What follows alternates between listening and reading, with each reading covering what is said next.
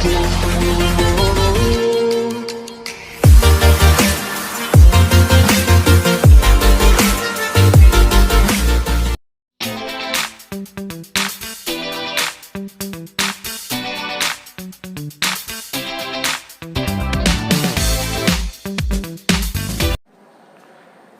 PUC ಭೂಗೋಳಶಾಸ್ತ್ರದ ಎಲ್ಲ ವಿದ್ಯಾರ್ಥಿಗಳಿಗೂ ಸ್ವಾಗತ.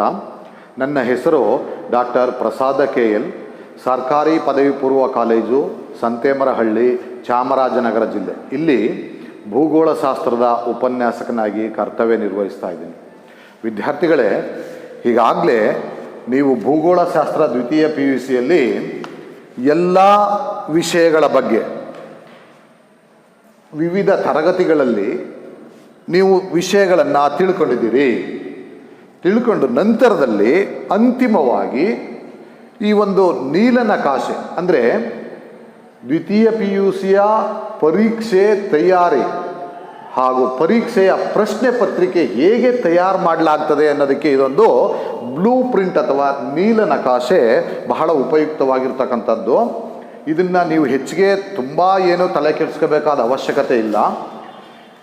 ಈ ವರ್ಷದಲ್ಲಿ, ಶೈಕ್ಷಣಿಕ ವರ್ಷದಲ್ಲಿ ಪದವಿ ಪೂರ್ವ ಶಿಕ್ಷಣ ಇಲಾಖೆ COVID-19 ಒಂದು ದೃಷ್ಟಿಯಿಂದಾಗಿ SOPಯನ್ನು ಅದನ್ನು ಅನುಸರಿಸಬೇಕು, ಸರ್ಕಾರದ ಕಾನೂನುಗಳನ್ನು ಅನುಸರಿಸಬೇಕು ಅಂಥೇಳಿ ಶಾಲಾ ಕಾಲೇಜುಗಳು ತಡವಾಗಿ ಪ್ರಾರಂಭ ಆದವು. ನಮ್ಮ ಪದವಿ ಪೂರ್ವ ಶಿಕ್ಷಣ ಇಲಾಖೆಯಲ್ಲೂ ಸಹ ಕಾಲೇಜು ತಡವಾಗಿ ಪ್ರಾರಂಭ ಆದದ್ರಿಂದ 30% ಪಠ್ಯವನ್ನು ಕಡಿತ ಮಾಡಲಾಗಿದೆ. ಸಿಲೆಬಸ್ಸಲ್ಲಿ 30% ಪಠ್ಯವನ್ನು ಈಗಾಗಲೇ ಕಡಿತ ಮಾಡಿ ಉಳಿದ 70%ಕ್ಕೆ ಈಗಾಗಲೇ ಪದವಿ ಪೂರ್ವ ಶಿಕ್ಷಣ ಇಲಾಖೆ 2 ಮಾದರಿ ಪ್ರಶ್ನೆ ಪತ್ರಿಕೆಗಳನ್ನು, ದ್ವಿತೀಯ PUCಯಲ್ಲಿ 2 ಮತ್ತು ಪ್ರಥಮ PUCಯಲ್ಲಿ 2 ಮಾದರಿ ಪ್ರಶ್ನೆ ಪತ್ರಿಕೆಗಳನ್ನು ಬಿಡುಗಡೆ ಮಾಡಿದೆ. ಇಲ್ಲಿ ಇವತ್ತು ನಾನು ನಿಮಗೆ ಬ್ಲೂ ಪ್ರಿಂಟ್ ಅಥವಾ ನೀಲನಕಾಶೆ ಸಮೇತ 70% ಸಿಲೆಬಸ್ಗೆ ಅಥವಾ ಪಠ್ಯಕ್ಕೆ ನೀಲನಕಾಶೆ ಅಥವಾ ಬ್ಲೂ ಪ್ರಿಂಟನ್ನು ಹೇಗೆ ತಯಾರು ಮಾಡ್ಕೊಂಡಿದ್ದೀವಿ ಅನ್ನೋದನ್ನು ಒಂದು ಸಣ್ಣ ಚಿತ್ರಣವನ್ನು ಇಲ್ಲಿ ನಿಮಗೆ ತೋರಿಸ್ತಾ ಇದ್ದೀನಿ. ಇದರ ಆಧಾರದ ಮೇಲೆ ಒಂದು ಮಾದರಿ ಪ್ರಶ್ನೆ ಪತ್ರಿಕೆಯನ್ನು ಸಹ ನಾನು ಸಿದ್ಧಪಡಿಸಿದ್ದು, ಅದನ್ನು ನಂತರದಲ್ಲಿ ಚರ್ಚೆ ಮಾಡೋಣ. ಇಲ್ಲಿ ನಮಗೆ ಇರ್ತಕ್ಕಂಥ ಸಿಲೆಬಸ್ಸಲ್ಲಿ 30% ಕಡಿತ ಮಾಡಲಾಗಿದೆ. ಉಳಿದ ಸಿಲೆಬಸ್ನಲ್ಲಿ ಅಥವಾ ಉಳಿದ ಪಠ್ಯದಲ್ಲಿ ನಾವು 100 ಅಂಕಗಳಿಗೆ ನಾವು ಪ್ರಶ್ನೆಗಳನ್ನು ತಯಾರು ಮಾಡುವಾಗ ಈ ನೀಲನಕಾಶೆಯ ಮೂಲಕವೇ ತಯಾರು ಮಾಡಬೇಕಾಗಿರುತ್ತೆ. ಯಾವುದೇ ಪ್ರಶ್ನೆ ಪತ್ರಿಕೆಯನ್ನು ನೀಲನಕಾಶೆ ಅಥವಾ ಬ್ಲೂ ಪ್ರಿಂಟ್ ಇಲ್ಲದೇನೆ ತಯಾರು ಮಾಡೋದಕ್ಕೆ ಆಗೋದಿಲ್ಲ. ಹಾಗಾಗಿ ಇಲ್ಲಿ ನೀಲನಕಾಶೆಯ ಮೂಲಕವೇ 70% ಪಠ್ಯಕ್ಕೆ ನಾವು ಇಲ್ಲಿ ಪ್ರಶ್ನೆಗಳನ್ನು ತಯಾರು ಮಾಡ್ಕೊಂಡಿರೋದನ್ನು ಇಲ್ಲಿ ಕಾಣ್ತೀವಿ. ಇಲ್ಲಿ ನಮಗೆ ಇರ್ತಕ್ಕಂಥ ಅವಧಿ ಅಂದರೆ ಈ ಒಂದು 30% ಸಿಲೆಬಸ್ಸನ್ನು ಪಠ್ಯವನ್ನು ಕಡಿತ ಮಾಡಿದ ಮೇಲೆ ಇರ್ತಕ್ಕಂಥ ಅವಧಿ ನಮಗೆ 92 ಗಂಟೆಗಳು ಸಿಕ್ಕಿದೆ. 92 ಗಂಟೆಗಳು. ಈಗ ಇರ್ತಕ್ಕಂಥ ಕಾಲೇಜಿನ ಅವಧಿಯಲ್ಲಿ COVID-19 ಒಂದು SOPಯನ್ನು ಅನುಸರಿಸಿ ಈ 92 ಗಂಟೆಗಳೂ ಸಹ ನಮಗೆ ಸಿಗೋದಿಲ್ಲ.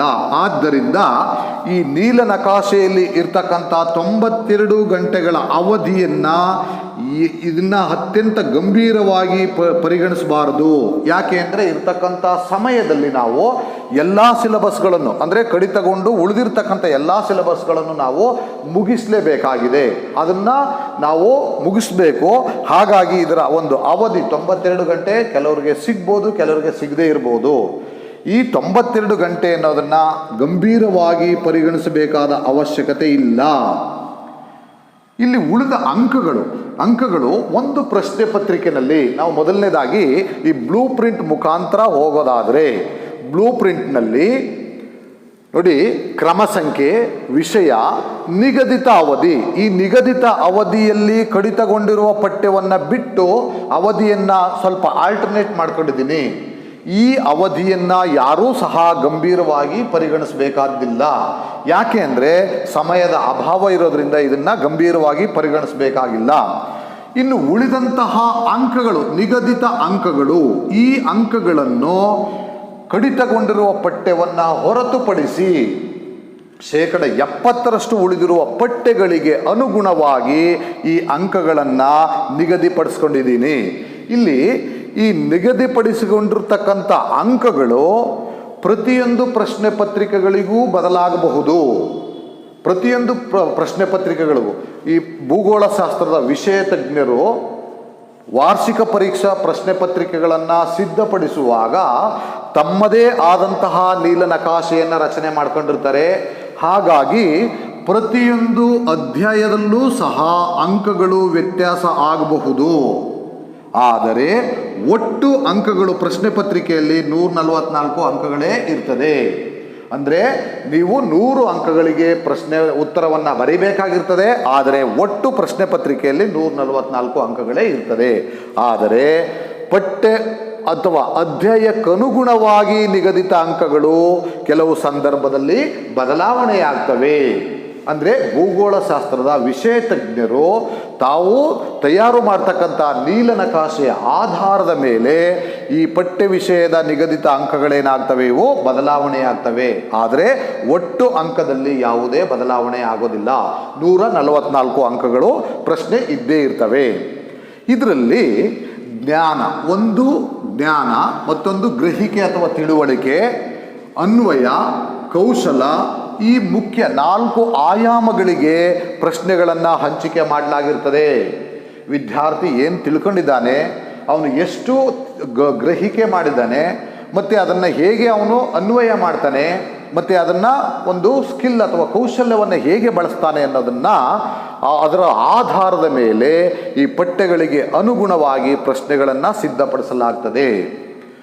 Knowledge, understanding, application and skill, ಈ 4 ವಿಷಯಗಳ ಆಧಾರದ ಮೇಲೆಯೇ ಪ್ರಶ್ನೆ ಪತ್ರಿಕೆ ರಚನೆಯಾಗ್ತದೆ, ಸಿದ್ಧಪಡಿಸಲಾಗ್ತದೆ.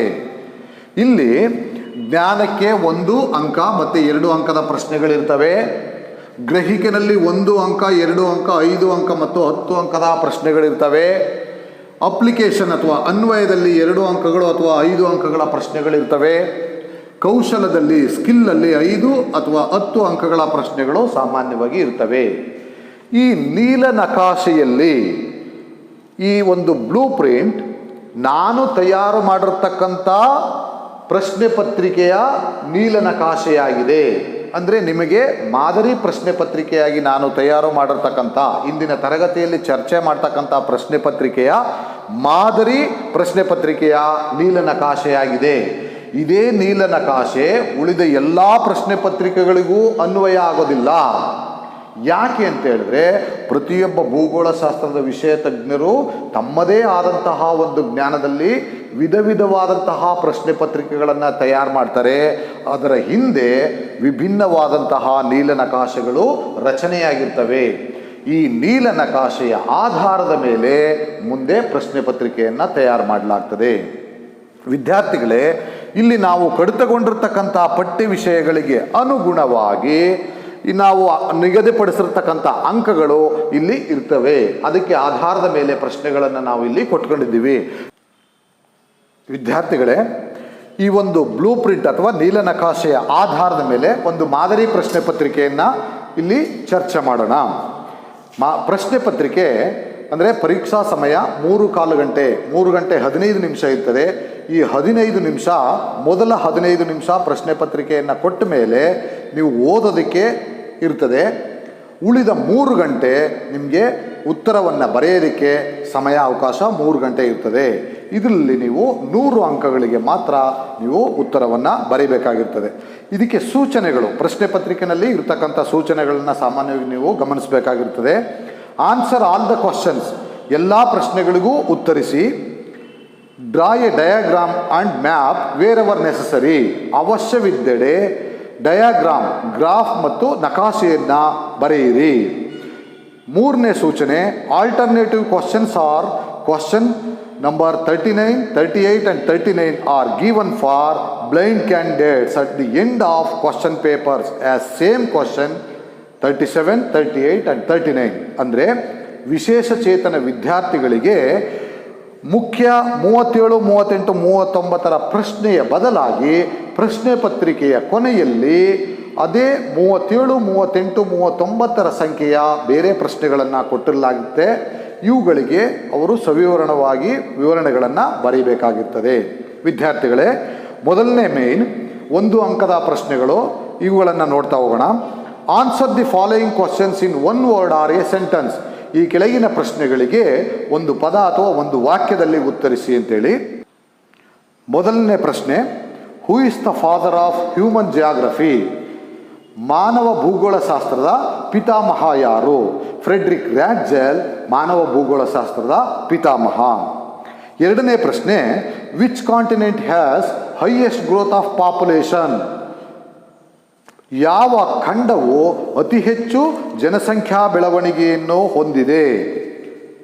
ಏಷ್ಯಾ ಖಂಡ ಅತಿ ಹೆಚ್ಚು ಜನಸಂಖ್ಯಾ ಬೆಳವಣಿಗೆಯನ್ನು ಹೊಂದಿರತಕ್ಕಂಥ ಖಂಡವಾಗಿದೆ. ಮೂರನೇ ಪ್ರಶ್ನೆ, ಪ್ರಾಥಮಿಕ ಆರ್ಥಿಕ ವೃತ್ತಿಗಳೆಂದರೇನು? ಅಥವಾ ಪ್ರಾಥಮಿಕ ಆರ್ಥಿಕ ಚಟುವಟಿಕೆಗಳೆಂದರೇನು? ಅಥವಾ ಪ್ರಾಥಮಿಕ ಆರ್ಥಿಕ ಉದ್ಯೋಗಗಳೆಂದರೇನು? ಇದಕ್ಕೆ ಇಂಗ್ಲೀಷ್ನಲ್ಲಿ what is primary economic activities ಅಂದರೆ ಕಚ್ಚಾ ವಸ್ತುಗಳನ್ನು ಹೊರತೆಗೆಯುವುದು ಮತ್ತು ಉತ್ಪಾದನೆಯ ಎಲ್ಲ ಚಟುವಟಿಕೆಗಳನ್ನು ಪ್ರಾಥಮಿಕ ಆರ್ಥಿಕ ಚಟುವಟಿಕೆಗಳು ಅಂತೇಳಿ ಕರೆಯಲಾಗ್ತದೆ.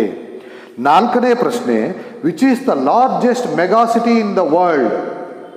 ಪ್ರಪಂಚದಲ್ಲಿ ಅತಿ ದೊಡ್ಡ ಮೆಗಾಸಿಟಿ ಯಾವುದು? ನ್ಯೂಯಾರ್ಕ್ ಅತಿ ದೊಡ್ಡ ಮೆಗಾಸಿಟಿ ಆಗಿರ್ತಕ್ಕಂಥದ್ದು. ನೆಕ್ಸ್ಟು 5ನೇ ಪ್ರಶ್ನೆ, what are wet point settlements? ಜಲಕೇಂದ್ರ ವಸತಿಗಳೆಂದರೇನು? ಸಾಮಾನ್ಯವಾಗಿ ನೀರು ಸುಲಭವಾಗಿ ದೊರೆತಕ್ಕಂಥ ಪ್ರದೇಶಗಳಲ್ಲಿ, ನದಿಗಳ ಸಮೀಪ ಅಥವಾ ಕೆರೆಗಳ ಸಮೀಪದಲ್ಲಿ ವಸತಿಗಳು ನಿರ್ಮಾಣವಾಗಿದ್ದಲ್ಲಿ ಇವುಗಳನ್ನು ಜಲಕೇಂದ್ರ ವಸತಿಗಳೆಂದು ಕರೆಯುವರು. 6ನೇ ಪ್ರಶ್ನೆ, what is the average population density of India according to 2011 census? ಭಾರತದಲ್ಲಿ 2011ರ ಜನಗಣತಿಯ ಪ್ರಕಾರ ಸರಾಸರಿ ಜನಸಾಂದ್ರತೆ ಎಷ್ಟು? 382 ಆಗಿರುತ್ತದೆ. 7ನೇ ಪ್ರಶ್ನೆ, ಎಕ್ಸ್ಪ್ಯಾಂಡ್ ದ DVC. DVCಯನ್ನು ವಿಸ್ತರಿಸಿ ಬರೆಯಿರಿ. ಇದಕ್ಕೆ ಉತ್ತರ ದಾಮೋದರ್ ವ್ಯಾಲಿ ಕಾರ್ಪೊರೇಷನ್ ಆಗಿರುತ್ತದೆ. 8ನೇ ಪ್ರಶ್ನೆ, ಭಾರತದ 2 ಮುಖ್ಯ ಪಾನೀಯ ಬೆಳೆಗಳನ್ನು ಹೆಸರಿಸಿ. Mention 2 important beverage crops of India. Tea and coffee, ಚಹಾ ಮತ್ತು ಕಾಫಿ. ಇದು ಭಾರತದ 2 ಪ್ರಮುಖ ಪಾನೀಯ ಬೆಳೆಗಳಾಗಿರುತ್ತವೆ. 9ನೇ ಪ್ರಶ್ನೆ, ಯಾವ ಖನಿಜವನ್ನು ಕಪ್ಪು ವಜ್ರ ಎಂದು ಕರೆಯಲಾಗಿದೆ? ಕಲ್ಲಿದ್ದಲು. Which mineral is called as black diamond? ಕಲ್ಲಿದ್ದಲನ್ನ ಕಪ್ಪು ವಜ್ರ ಎಂದು ಕರೆಯಲಾಗಿದೆ. 10ನೇ ಪ್ರಶ್ನೆ, mention the biggest industrial regions of India. ಅಂದರೆ ಭಾರತದ ಅತಿ ದೊಡ್ಡ ಕೈಗಾರಿಕಾ ಪ್ರದೇಶವನ್ನು ತಿಳಿಸಿ ಅಥವಾ ಹೆಸರಿಸಿ. ಇದಕ್ಕೆ ಮಹಾರಾಷ್ಟ್ರದ ಮುಂಬೈ, ಪುಣೆ ಭಾರತದ ಅತಿ ದೊಡ್ಡ ಕೈಗಾರಿಕಾ ಪ್ರದೇಶವಾಗಿದೆ ಅಂತ ಬರೆದ್ರೆ ಸಾಕಾಗ್ತದೆ. ವಿದ್ಯಾರ್ಥಿಗಳು, 2ನೇ ಮೇನ್ಗೆ ಹೋಗೋಣ. Answer any 10 of the following questions in 2 or 3 sentence. ಇದು 2 ಅಂಕಗಳಿಗೆ ಪ್ರತಿ ಪ್ರಶ್ನೆಗೆ 2 ಅಂಕಗಳನ್ನು ನಿಗದಿಪಡಿಸಲಾಗಿರ್ತದೆ. 2 ರಿಂದ 3 ವಾಕ್ಯಗಳಲ್ಲಿ ಉತ್ತರಿಸಬೇಕಾಗಿರ್ತದೆ. Mention any 2 elements of settlement geography. ವಸತಿ ಭೂಗೋಳಶಾಸ್ತ್ರದ ಯಾವುದಾದರೂ 2 ಮೂಲಾಂಶಗಳನ್ನು ತಿಳಿಸಿ. ಸ್ಥಾನ, ಸ್ವರೂಪ, ಅದರ ಕಾರ್ಯವಿಧಾನ, ಹಂಚಿಕೆ. ಇದರಲ್ಲಿ ಯಾವುದಾದ್ರೂ 2 ಬರೆದ್ರೆ ಸಾಕು. ನೆಕ್ಸ್ಟ್ 12ನೇ ಪ್ರಶ್ನೆ, what are the types of mining? ಗಣಿಗಾರಿಕೆಯ ವಿಧಗಳಾವುವು? ಇದಕ್ಕೆ ಗಣಿಗಾರಿಕೆಯ ವಿಧ ತೆರೆದ ಗಣಿಗಾರಿಕೆ, ಅಂತರ್ಗುಹೆ ಗಣಿಗಾರಿಕೆ ಮತ್ತು 3ನೇದು ಸುರಂಗ ಗಣಿಗಾರಿಕೆ ಆಗಿರ್ತಕ್ಕಂಥದ್ದು. 13ನೇ ಪ್ರಶ್ನೆ, give any 4 causes for high birth rate in India. ಇದು ಭಾರತದಲ್ಲಿ ಅಧಿಕ ಜನನ ದರಕ್ಕೆ ಯಾವುದಾದರೂ 4 ಕಾರಣಗಳನ್ನು ನೀಡಿ. ಇದಕ್ಕೆ ಬಡತನ, ಅನಕ್ಷರತೆ, ಮೂಢನಂಬಿಕೆ ಮತ್ತು ಸಾಮಾಜಿಕ ಧಾರ್ಮಿಕ ಮೂಢನಂಬಿಕೆಗಳಿರ್ತಕ್ಕಂಥದ್ದು ಮುಂತಾದಂತಹ ಯಾವುದಾದರೂ 4 ಕಾರಣಗಳನ್ನು ನೀಡಿದರೆ ಸಾಕಾಗ್ತದೆ. ನಂತರದಲ್ಲಿ 14ನೇ ಪ್ರಶ್ನೆ, name the States of highest and lowest human development index in India. ಭಾರತದಲ್ಲಿ ಗರಿಷ್ಠ ಮತ್ತು ಕನಿಷ್ಠ ಮಾನವಾಭಿವೃದ್ಧಿ ಸೂಚ್ಯಾಂಕವನ್ನು ಹೊಂದಿರುವ ರಾಜ್ಯಗಳು ಯಾವುವು? ಕೇರಳ ಗರಿಷ್ಠ, ಹಾಗೂ ಛತ್ತೀಸ್ಗಢ ಕನಿಷ್ಠ ಮಾನವ ಅಭಿವೃದ್ಧಿ ಸೂಚ್ಯಾಂಕವನ್ನು ಹೊಂದಿರುವ ರಾಜ್ಯಗಳಾಗಿದ್ದಾವೆ. 15ನೇ ಪ್ರಶ್ನೆ, what is the difference between inundation canal and perennial canal system? ಪ್ರವಾಹ ಕಾಲುವೆ ಮತ್ತು ಸರ್ವಕಾಲಿಕ ಕಾಲುವೆಗಳಿಗಿರುವ ವ್ಯತ್ಯಾಸವೇನು? ಪ್ರವಾಹ ಕಾಲುವೆಗಳು ನದಿಗಳು ಪ್ರವಾಹ ತುಂಬಿ ಹರಿಯುವಾಗ ಕಾಲುವೆಗಳ ಮೂಲಕ ನೇರವಾಗಿ ಕೃಷಿ ಪ್ರದೇಶಕ್ಕೆ ನೀರಾವರಿ ಸೌಲಭ್ಯವನ್ನು ಕಲ್ಪಿಸೋದಕ್ಕೆ ಪ್ರವಾಹ ಕಾಲುವೆ ಎಂದು ಕರೆಯುವರು. ಸರ್ವಕಾಲಿಕ ಕಾಲುವೆಗಳು ಸಂಗ್ರಹಿಸಿದ ನೀರಿನಿಂದ ವರ್ಷದ ಎಲ್ಲ ಕಾಲದಲ್ಲಿಯೂ ಕಾಲುವೆಗಳ ಮೂಲಕ ನೀರನ್ನ ಪೂರೈಸೋದಕ್ಕೆ ಸರ್ವಕಾಲಿಕ ಕಾಲುವೆಗಳು ಅಂತೇಳಿ ಕರೆಯಲಾಗ್ತದೆ. ಈ ವ್ಯತ್ಯಾಸವನ್ನು ಬರೀಬೇಕಾಗಿರ್ತದೆ. 16ನೇ ಪ್ರಶ್ನೆ, mention any 4 objectives of multipurpose project. ವಿವಿಧೋದ್ದೇಶ ನದಿ ಕಣಿವೆ ಯೋಜನೆಗಳ ಯಾವುದಾದರೂ 4 ಉದ್ದೇಶಗಳನ್ನು ತಿಳಿಸಿ.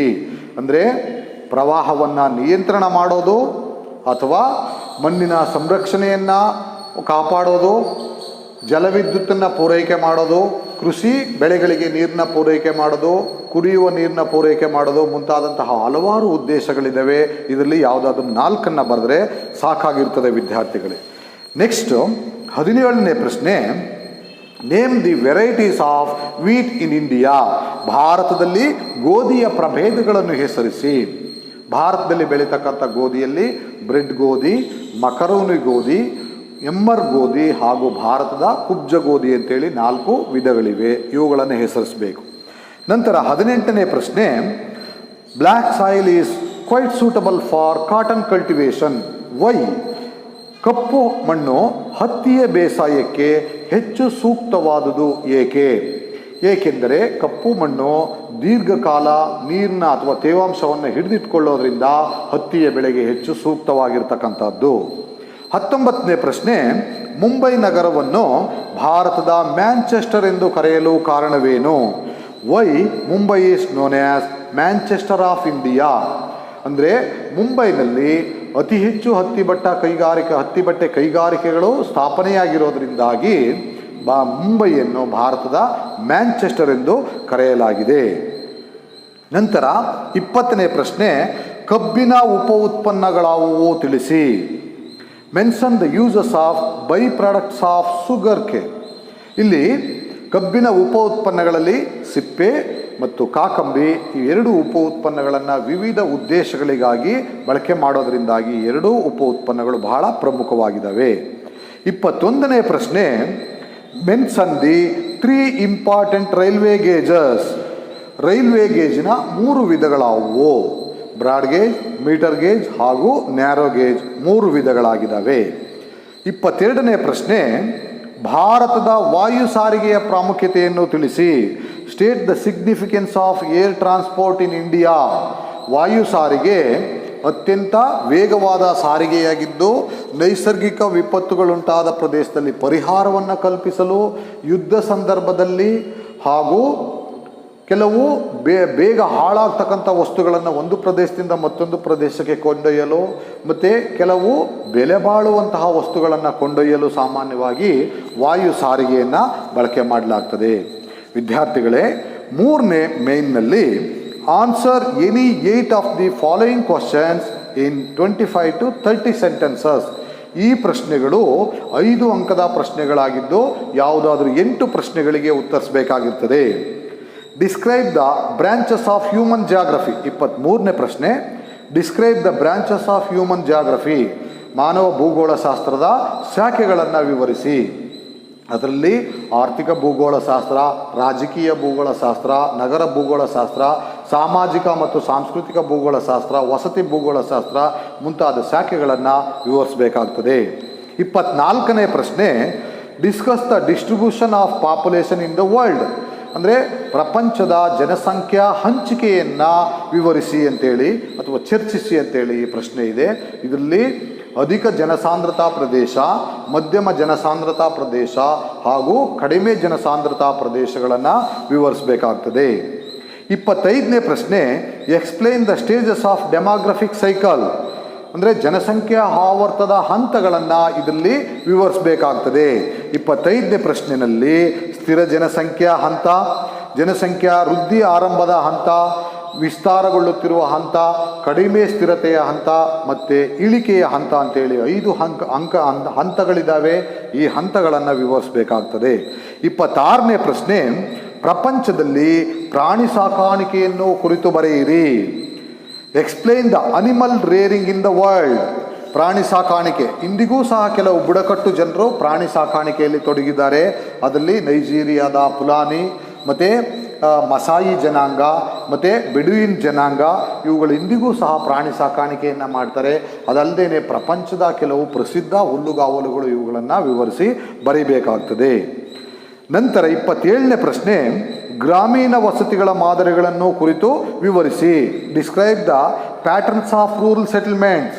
ಇದರಲ್ಲಿ ವ್ಯವಸ್ಥಿತವಾಗಿರ್ತಕ್ಕಂಥ ಗ್ರಾಮೀಣ ವಸತಿಗಳು, ಒತ್ತೊತ್ತಾಗಿರ್ತಕ್ಕಂಥ ಗ್ರಾಮೀಣ ವಸತಿಗಳು, ಏಕ ಮಾದರಿಯ ವಸತಿಗಳು, ವ್ಯವಸ್ಥೆ ರಹಿತ ವಸತಿಗಳು, ಚೆದುರಿದಂತೆ ಇರ್ತಕ್ಕಂಥ ಗ್ರಾಮೀಣ ವಸತಿಗಳು ಮತ್ತು ಕೊಪ್ಪಲುಗಳು ಅಥವಾ ಸಣ್ಣ ಹಳ್ಳಿಗಳು, ಇವುಗಳನ್ನು ವಿವರಿಸಿ ಬರೀಬೇಕಾಗ್ತದೆ. 28ನೇ ಪ್ರಶ್ನೆ, explain the trend of population growth in India. ಭಾರತದಲ್ಲಿ ಜನಸಂಖ್ಯಾ ಬೆಳವಣಿಗೆ ಪ್ರವೃತ್ತಿಯನ್ನು ವಿವರಿಸಿ. 1901ರಿಂದ 1921ರವರೆಗೆ ಒಂದು ಹಂತ, 1921ರಿಂದ 1951ರವರೆಗೆ ಎರಡನೇ ಹಂತ, 1951ರಿಂದ 1981ರವರೆಗೆ ಮೂರನೇ ಹಂತ, 1981ರಿಂದ 2011ರವರೆಗೆ ನಾಲ್ಕನೇ ಹಂತ. ಈ ಒಂದು ವಿಭಾಗಗಳನ್ನು ವಿವರಿಸ್ತಾ ಹೋದರೆ ಸಾಕಾಗ್ತದೆ. ನಂತರ 29ನೇ ಪ್ರಶ್ನೆ, ಭಾರತದ ಜನಸಂಖ್ಯಾ ಸಂಯೋಜನೆಯನ್ನು ಚರ್ಚಿಸಿ. Discuss the composition of population in India. ಇದು ಭಾರತದ ಜನಸಂಖ್ಯೆ ಅಂತಕ್ಕಂಥ 6ನೇ ಅಧ್ಯಾಯದಲ್ಲಿ ಬರ್ತಾ ಇದ್ದು, ಇದರಲ್ಲಿ ಲಿಂಗಾನುಪಾತ, ಸಾಕ್ಷರತೆ, ವಯೋರಚನೆ, ನಗರ ಮತ್ತು ಗ್ರಾಮೀಣ ಜನಸಂಖ್ಯೆ, ಈ ವಿಷಯಗಳನ್ನು ವಿವರಿಸಿ ಬರೀಬೇಕಾಗಿರ್ತದೆ. 30ನೇ ಪ್ರಶ್ನೆ, ಮಳೆ ನೀರು ಕೊಯ್ಲಿನ ಬಗ್ಗೆ ವಿವರಿಸಿ. Discuss about the rain water harvesting. ಇದರಲ್ಲಿ ಮಳೆ ನೀರು ಕೊಯ್ಲಿನ ಉದ್ದೇಶಗಳು ಮತ್ತು ವಿಧಾನಗಳನ್ನು ವಿವರಿಸಬೇಕಾಗ್ತದೆ. 31ನೇ ಪ್ರಶ್ನೆ, ಭಾರತದಲ್ಲಿ ಭತ್ತದ ಹಂಚಿಕೆ ಮತ್ತು ಉತ್ಪಾದನೆಯನ್ನು ವಿವರಿಸಿ. Give an account of the production and distribution of rice in India. ಇಲ್ಲಿ 31ನೇ ಪ್ರಶ್ನೆಯಲ್ಲಿ ಭತ್ತದ ಹಂಚಿಕೆ, ಯಾವ ಯಾವ ರಾಜ್ಯಗಳಲ್ಲಿ ಭತ್ತವನ್ನು ಬೆಳೆಯಲಾಗ್ತದೆ ಮತ್ತು ಅದರ ಹಂಚಿಕೆ ಮತ್ತು ಉತ್ಪಾದನೆಯನ್ನು ವಿವರಿಸಬೇಕಾಗ್ತದೆ. 32ನೇ ಪ್ರಶ್ನೆ, ಖನಿಜ ಮತ್ತು ಶಕ್ತಿ ಸಂಪನ್ಮೂಲಗಳ ಸಂರಕ್ಷಣೆ ಮತ್ತು ನಿರ್ವಹಣೆ ಕುರಿತು ವಿವರಿಸಿ. ಇಲ್ಲಿ 32ನೇ ಪ್ರಶ್ನೆ, explain the cultivation and management of mineral and power resources ಅಂತೇಳಿ. ಅಂದರೆ ಖನಿಜಗಳ ಸಂರಕ್ಷಣೆ ಮಾಡೋದಕ್ಕೆ, ಸಂಪನ್ಮೂಲಗಳು ಹಾಗೂ ಶಕ್ತಿ ಸಂಪನ್ಮೂಲಗಳನ್ನು ಸಂರಕ್ಷಣೆ ಮಾಡೋದಕ್ಕೆ ಕೆಲವು ಸಂರಕ್ಷಣಾ ಕ್ರಮಗಳಿದ್ದಾವೆ. ಹೊಸ ಖನಿಜಗಳ ಬಳಕೆ, ಸಂರಕ್ಷಣೆ ಮಾಡ್ತಕ್ಕಂಥದ್ದು, ಖನಿಜಗಳನ್ನು ಸಂರಕ್ಷಣೆ ಮಾಡ್ತಕ್ಕಂಥದ್ದು, ಮತ್ತು ಖನಿಜಗಳ ಪೂರ್ಣ ಬಳಕೆ ಮಾಡ್ತಕ್ಕಂಥದ್ದು, ಮತ್ತು ಖನಿಜಗಳನ್ನು ಬಹು ಬಳಕೆಗೆ ಬಳಸ್ತಕ್ಕಂಥದ್ದು, ಮತ್ತು ಖನಿಜಗಳನ್ನು ರಕ್ಷಣೆ ಮಾಡೋದಕ್ಕೆ ಸುಭದ್ರ ಉಗ್ರಾಣ ನಿರ್ಮಾಣ ಮಾಡ್ತಕ್ಕಂಥದ್ದು, ಮತ್ತು ಪರ್ಯಾಯ ವಸ್ತುಗಳನ್ನು ಬಳಕೆ ಮಾಡ್ತಕ್ಕಂಥದ್ದು. ಕೆಲವು ಮುಗಿದು ಹೋಗುವ ಖನಿಜಗಳಿಗೆ ಬದಲಾಗಿ ಪರ್ಯಾಯ ಖನಿಜಗಳನ್ನು ಬಳಕೆ ಮಾಡಬೇಕಾಗಿರುತ್ತದೆ. ಮತ್ತು ಖನಿಜಗಳ ಪುನರ್ಬಳಕೆ ಮತ್ತು ಕಚ್ಚಾ ವಸ್ತುಗಳಾಗಿ ಹೆಚ್ಚಾಗಿ ಪರಿಣಾಮಕಾರಿಯಾಗಿ ಬಳಕೆ ಮಾಡ್ತಕ್ಕಂಥದ್ದು, ಮತ್ತು ಮಾಲಿನ್ಯವನ್ನು ನಿಷೇಧ ಮಾಡ್ತಕ್ಕಂಥದ್ದು, ಮತ್ತು ಕೆಲವು ಸಂದರ್ಭದಲ್ಲಿ ಬೆಂಕಿಯ ಅವಘಡಗಳು ಉಂಟಾಗ್ತಕ್ಕಂಥ ಸಂದರ್ಭದಲ್ಲಿ ಸುರಕ್ಷತಾ ಕ್ರಮಗಳನ್ನು ಕೈಗೊಳ್ಳಬೇಕು. ಮತ್ತು ಮಿಶ್ರ ಬಳಕೆ, ಖನಿಜಗಳ ಬದಲಾಗಿ ಮಿಶ್ರ ಬಳಕೆ ಮಾಡೋದನ್ನು ಸಹ ವಿವರಿಸಬೇಕಾಗ್ತದೆ. ನೆಕ್ಸ್ಟ್ 33ನೇ ಪ್ರಶ್ನೆ, ಭಾರತದ ರಾಷ್ಟ್ರೀಯ ಹೆದ್ದಾರಿಗಳನ್ನು ಕುರಿತು ವಿವರಿಸಿ. Explain the national highways of India. ಇಲ್ಲಿ ಭಾರತದ ರಾಷ್ಟ್ರೀಯ ಹೆದ್ದಾರಿಗಳು 1943ರ ನಾಗಪುರ ಯೋಜನೆಯ ಅನುಸಾರ ವಿಭಾಗ ಆಗಿರ್ತಕ್ಕಂಥದ್ದನ್ನ ನಾವು ಕಾಣ್ಬೋದು. ಅದರಲ್ಲಿ ಗೋಲ್ಡನ್ ಕ್ವಾಡ್ರಿಲೇಟರಲ್ ಅಥವಾ ಸುವರ್ಣ ಚತುಷ್ಕೋನ ಮತ್ತು ಕಾರಿಡಾರ್, ಪೂರ್ವ ಪಶ್ಚಿಮ ಉತ್ತರ ದಕ್ಷಿಣ ಕಾರಿಡಾರ್ ರಸ್ತೆಗಳು, ಮತ್ತು ರಾಷ್ಟ್ರೀಯ ಹೆದ್ದಾರಿಗಳು, ರಾಜ್ಯ ಹೆದ್ದಾರಿಗಳು, ಜಿಲ್ಲಾ ರಸ್ತೆಗಳು ಹಾಗೂ ಗ್ರಾಮೀಣ ರಸ್ತೆಗಳನ್ನು ವಿವರಿಸಿ ಬರೀಬೇಕಾಗ್ತದೆ. ನೆಕ್ಸ್ಟ್ 34ನೇ ಪ್ರಶ್ನೆ, what is satellite communication? Briefly explain the importance of satellite communication. ಇಲ್ಲಿ ಉಪಗ್ರಹ ಮಾಧ್ಯಮ ಎಂದರೇನು, ಭಾರತದಲ್ಲಿ ಅದರ ಪ್ರಾಮುಖ್ಯತೆಯನ್ನು ವಿವರಿಸಿ. ಅಂದರೆ ಭಾರತ ಉಪಗ್ರಹ ಒಂದು ಮಾಧ್ಯಮವನ್ನು ಹೇಗೆ ಒಂದು ಸರಣಿಗಳ ರೂಪದಲ್ಲಿ ಅದು ಉಪಗ್ರಹಗಳನ್ನು ಉಡಾವಣೆ ಮಾಡಿದೆ ಮತ್ತು ಅದರ ಉಪಯೋಗ ಏನು ಅಂತಕ್ಕಂಥದ್ದನ್ನು ನೀವು ಸವಿವರವಾಗಿ ಇದರಲ್ಲಿ ಬರೀಬೇಕಾಗ್ತದೆ. ವಿದ್ಯಾರ್ಥಿಗಳೇ, ಇದು 5 ಅಂಕದ ಪ್ರಶ್ನೆಗಳಾಯಿತು. ನಂತರ 10 ಅಂಕದ ಪ್ರಶ್ನೆ 5ನೇ ಮೇನ್ನಲ್ಲಿ ಈ ಕೆಳಗಿನ ಯಾವುದಾದರೂ ಒಂದು ಪ್ರಶ್ನೆಗೆ ಉತ್ತರಿಸಿ. ಇಲ್ಲಿ 2 ಪ್ರಶ್ನೆಗಳಿರ್ತವೆ, 35 ಮತ್ತು 36ನೇ ಪ್ರಶ್ನೆಗಳು. ಇದರಲ್ಲಿ ಯಾವುದಾದ್ರೂ ಒಂದು ಪ್ರಶ್ನೆಗೆ ಸವಿವರವಾಗಿ ಉತ್ತರವನ್ನು ಬರೀಬೇಕಾಗಿರ್ತದೆ. ಯಾಕೆ ಅಂದರೆ ಇದು 10 ಅಂಕದ ಪ್ರಶ್ನೆಯಾಗಿರೋದ್ರಿಂದಾಗಿ ವಿವರಣೆ ಸ್ವಲ್ಪ ಹೆಚ್ಚಾಗಿರಬೇಕಾಗ್ತದೆ. 35ನೇ ಪ್ರಶ್ನೆ, ಭಾರತದಲ್ಲಿ ಕಬ್ಬಿಣದ ಅದಿರಿನ ವಿಧಗಳು, ಹಂಚಿಕೆ ಮತ್ತು ಉತ್ಪಾದನೆಯನ್ನು ವಿವರಿಸಿ. ಇಲ್ಲಿ 35ನೇ ಪ್ರಶ್ನೆಯಲ್ಲಿ ಭಾರತದ ಕಬ್ಬಿಣದ ಅದಿರಿನ ವಿಧಗಳು ಮತ್ತು ಹಂಚಿಕೆ ಉತ್ಪಾದನೆ, explain the types, distribution and production of iron ore in India, ಇದೊಂದು ಪ್ರಶ್ನೆ. ನಂತರ 36ನೇ ಪ್ರಶ್ನೆ, describe the major industrial regions of India, ಭಾರತದ ಪ್ರಮುಖ ಕೈಗಾರಿಕಾ ಪ್ರದೇಶಗಳನ್ನು ವಿವರಿಸಿ. ಹೀಗೆ 2 ಪ್ರಶ್ನೆಗಳಿರ್ತವೆ. ಇದರಲ್ಲಿ ಯಾವುದಾದ್ರೂ ಒಂದು ಪ್ರಶ್ನೆಯನ್ನು ನೀವು ಸವಿವರವಾಗಿ ಉತ್ತರಿಸಬೇಕಾಗಿರ್ತದೆ.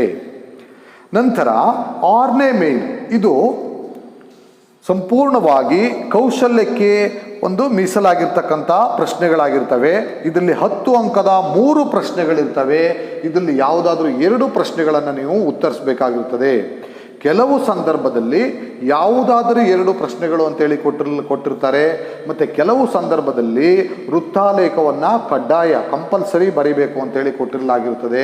ಹಾಗಾಗಿ ಇನ್ನುಳಿದ 2 ಪ್ರಶ್ನೆಗಳಲ್ಲಿ ಯಾವುದಾದ್ರೂ ಒಂದನ್ನು ನೀವು ಬರೀಬೇಕಾಗಿರ್ತದೆ. ಇಲ್ಲಿ ಕೆಳಗಿನ ಯಾವುದಾದರೂ 2 ಪ್ರಶ್ನೆಗಳಿಗೆ ಉತ್ತರಿಸಿ. 37ನೇ ಪ್ರಶ್ನೆ, construct a simple line graph to represent the following data. ಇಲ್ಲಿ ಈ ಕೆಳಗಿನ ಅಂಕಿಅಂಶಗಳ ಸಹಾಯದಿಂದ ಒಂದು ಸರಳ ರೇಖಾಲೇಖ ರಚಿಸಿ. ಇದಕ್ಕೆ ಅಂಕಿಅಂಶಗಳು ಭಾರತದ ಜನಸಾಂದ್ರತೆ, ಒಂದು ಕಾಲಮ್ ವರ್ಷ, ಮತ್ತೊಂದು ಕಾಲಮ್ ಜನಸಾಂದ್ರತೆ. ವರ್ಷ ಕಾಲಮಲ್ಲಿ 1961, 1971, 1981, 1991, 2001 ಹಾಗೂ 2011 ಇರ್ತದೆ. ಜನಸಾಂದ್ರತೆ ಕಾಲಮ್ನಲ್ಲಿ 142, 177, 216, 267, 325, 382 ಈ ರೀತಿ ಅಂಕಿ ಸಂಖ್ಯೆಗಳನ್ನು ಕೊಟ್ಟಿರಲಾಗುತ್ತೆ. ಈಗಾಗಲೇ ನೀವು ಯೂಟ್ಯೂಬ್ ತರಗತಿಯಲ್ಲಿ 13ನೇ ಚಾಪ್ಟರ್ಗೆ ಸಂಬಂಧಪಟ್ಟಂತಹ ಒಂದು ವಿವರವಾದಂತಹ ಒಂದು ಪಾಠವನ್ನು ಕೇಳಿದ್ದೀರಿ. ಅದರ ಆಧಾರದ ಮೇಲೆ ಅದರ ಅನುಸಾರ ಗರಿಷ್ಠ ಮತ್ತು ಕನಿಷ್ಠ ಅಂಕಿಗಳನ್ನು ಗುರುತಿಸ್ಕೊಂಡು ಪ್ರಮಾಣಕ್ಕನುಗುಣವಾಗಿ ಪ್ರಮಾಣವನ್ನು ನೀವು ಕನ್ವರ್ಟ್ ಮಾಡಿ ಒಂದು ಸರಳ ರೇಖಾಲೇಖವನ್ನು ರಚಿಸಬೇಕಾಗಿರ್ತದೆ. ನೆಕ್ಸ್ಟು 38ನೇ ಪ್ರಶ್ನೆ, ಕೆಳಗಿನ ಅಂಕಿಅಂಶಗಳ ಸಹಾಯದಿಂದ ಒಂದು ಸರಳ ಸ್ತಂಭಾಲೇಖ ರಚಿಸಿ. Construct A single vertical bar graph with the help of data given below. ಇಲ್ಲಿ ಅಂಕಿಅಂಶಗಳು ಭಾರತದ ಸಾಕ್ಷರತೆಯ ಪ್ರಮಾಣ. ಇಲ್ಲೂ ಸಹ ಒಂದು ಕಾಲಮ್ ವರ್ಷದ ಕಾಲಮ್ ಇರ್ತದೆ, ಮತ್ತೊಂದು ಕಾಲಮ್ ಸಾಕ್ಷರತೆಯ ಪ್ರಮಾಣ ಇರ್ತದೆ. ವರ್ಷದ ಕಾಲಮಲ್ಲಿ 1961ಕ್ಕೆ ಸಾಕ್ಷರತೆ 36.2% ಇರ್ತದೆ. 1971ಕ್ಕೆ 41.6% ಇರ್ತದೆ. 1981ಕ್ಕೆ 48.8 ಇದೆ. 1991ಕ್ಕೆ 67.3 ಇದೆ. 2001ಕ್ಕೆ 76.1% ಇದೆ. 2011ಕ್ಕೆ 82.9% ಸಾಕ್ಷರತೆಯ ಪ್ರಮಾಣ ಇದೆ.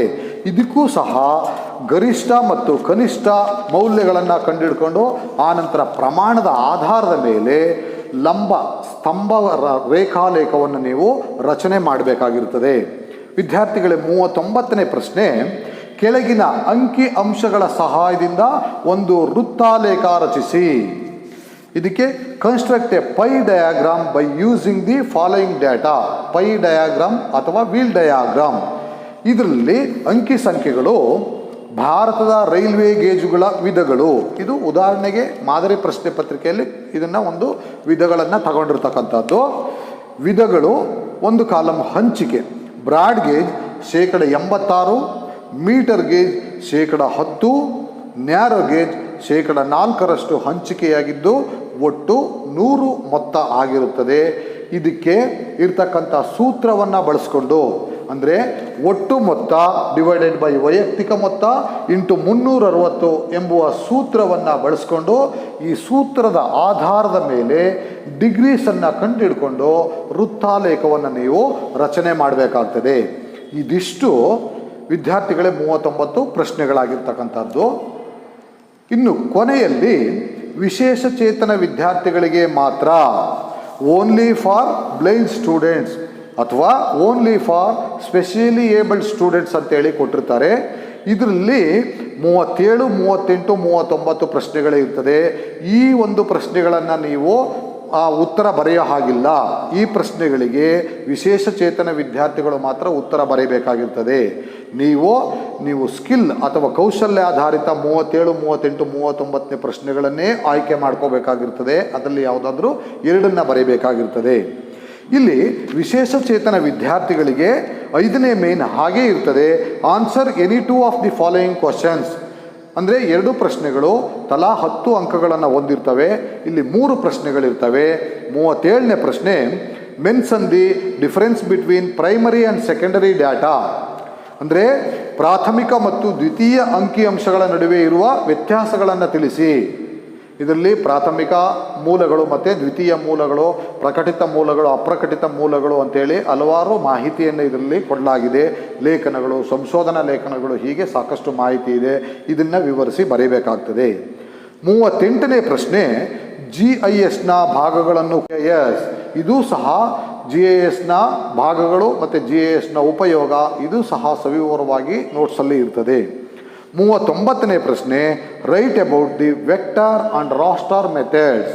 ಅಂದರೆ ಡಾಟಾ ದತ್ತಾಂಶಗಳಲ್ಲಿ ಈ ಒಂದು ಪ್ರಶ್ನೆ 39 ರಾಸ್ಟರ್ ಮತ್ತು ವೆಕ್ಟರ್ ಮಾದರಿಗಳ ಬಗ್ಗೆ ಬರೆಯಿರಿ ಅಂತೇಳಿ ಇದೆ. ಈ 2 ಮಾದರಿಗಳ ಬಗ್ಗೆ ಸವಿವರವಾದ ವಿವರಣೆ ಈ 13ನೇ ಅಧ್ಯಾಯದಲ್ಲಿ ಇರುತ್ತದೆ. ಈ 3 ಪ್ರಶ್ನೆಗಳಲ್ಲಿ ಯಾವುದಾದ್ರೂ 2 ಪ್ರಶ್ನೆಗಳನ್ನು ಅಂಧ ವಿದ್ಯಾರ್ಥಿಗಳು ಅಥವಾ ವಿಶೇಷ ಚೇತನ ವಿದ್ಯಾರ್ಥಿಗಳು ಉತ್ತರಿಸಬೇಕಾಗಿರ್ತದೆ. ವಿದ್ಯಾರ್ಥಿಗಳೇ, ಇದು ಒಂದು ಮಾದರಿ ಪ್ರಶ್ನೆ ಪತ್ರಿಕೆಯಾಗಿದ್ದು ಈ ಒಂದು ನೀಲನಕಾಸೆಗೆ ಸಂಬಂಧಪಟ್ಟ ಮಾದರಿ ಪ್ರಶ್ನೆ ಪತ್ರಿಕೆಯಾಗಿದೆ.